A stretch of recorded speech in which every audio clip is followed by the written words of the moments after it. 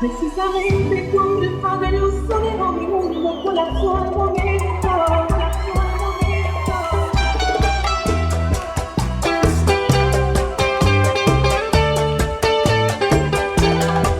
Ingrato ha sido la vida que no me acaba de matar. Jamás olvido ese día, 15 de noviembre a las 12 del día. La vi en el altar, precisamente cuando el padre lo soñó, mi mundo colapsó al momento. Solo iba a parar,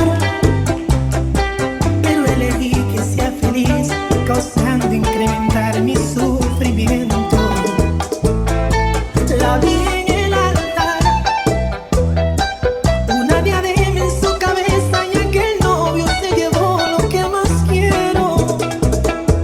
La imagen no puedo borrar, quiero sacar de mi memoria su vestido blanco, el anillo en su dedo y el beso que no le di.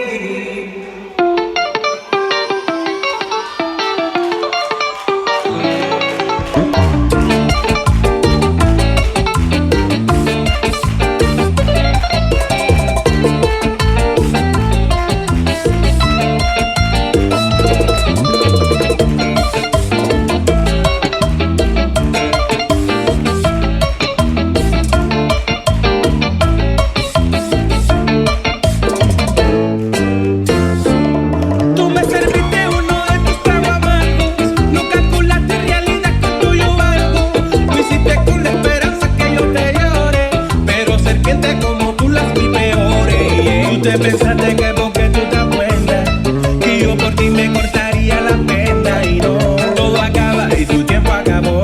Cuando tú te fuiste mi autoestima volvió, y yo lloré por nadie, porque nadie lloró por mí. Si ya lloré por nadie, no voy a llorar por ti.